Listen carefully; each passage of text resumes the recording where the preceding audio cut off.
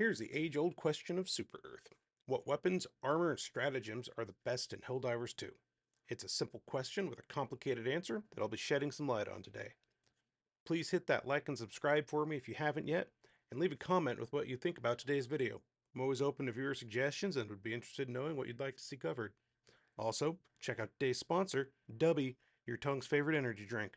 The No Jitter Energy Blend lifts you up without a crash, it's zero sugar, and the flavors are great. I'm really digging the Igris Strike Blue Tropical Punch right now. They also offer caffeine-free hydro formulas if you're caffeine sensitive or just looking to recover. I like the Pine Berry Splash flavor. Get yours at the links in the description and check out with the code MEDIOCRITY10 for a solid 10% off your order. Now, let's move on to today's video. There's an absolutely wild amount of weapon, armor, and stratagem combinations in Helldivers 2. To a new player, or even an experienced one looking to branch out, it can be overwhelming. Now that the weapon customization has been added, the analysis paralysis is real. So, what's a citizen to do? If you're anything like me, or thousands of other players, you'll search for a tier list video, pick something out of the S tier, and have a go at it. And that is a great way to start. Now, if you've seen my video about the Helldivers meta, you may be thinking that I'm going back on those opinions and statements, but not quite. You see, a meta implies that there's a right way or a wrong way to play a game, which in this case there really isn't.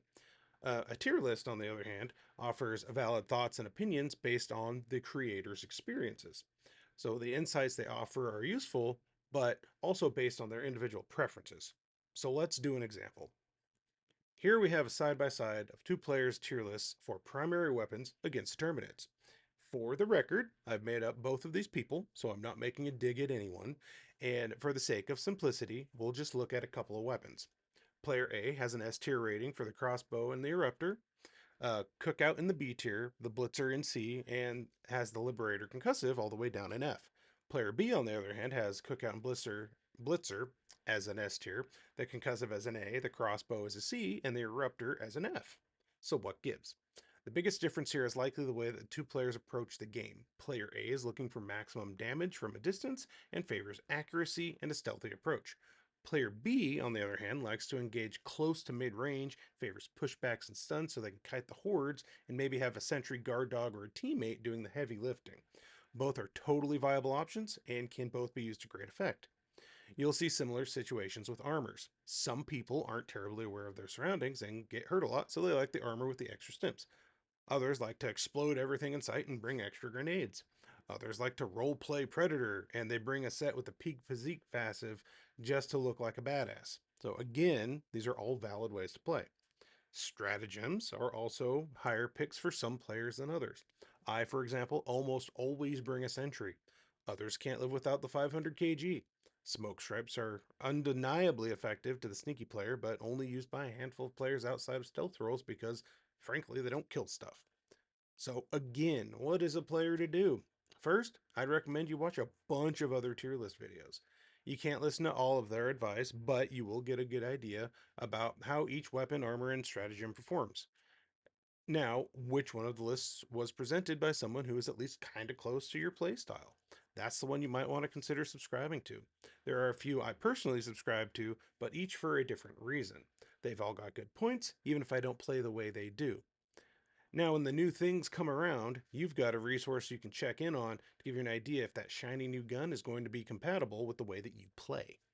One thing to keep in mind is to keep an eye on when that tier list was created. The game's gone through considerable changes and will likely continue to do so for the entirety of its existence. At the time of this video going up, Fire just got a huge rework and to how it deals damage to the enemies, how they ignite, and it makes it more realistic and viable. For those of you who've been around, fire damage has had its ups and downs since launch, but it is in a good place at the moment. So if you come across a video saying fire is terrible and you can't kill chargers with the flamethrower support weapon, then you have an old tier list. You might totally love the flamethrower, but avoid it based on this outdated information. Another very real thing is that some items have unrealized potentials. Recently, I've been having a lot of success against the squids with the laser cannon, specifically the flesh mobs.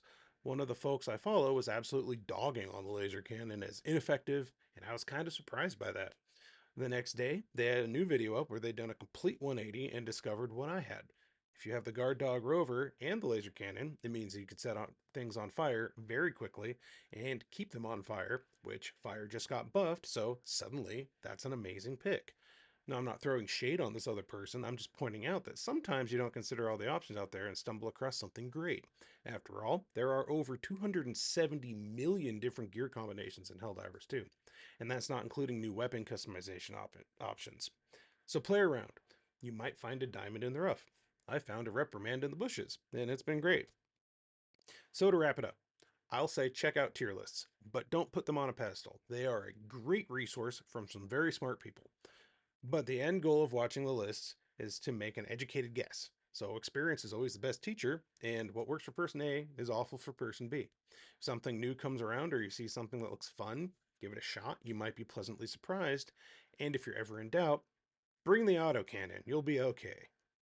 Now, in the spirit of jolly cooperation, my personal tier lists are on the way and will be updated regularly after patches and new war bonds drop, so make sure you're subscribed and have your notifications on so you know when they're live and updated.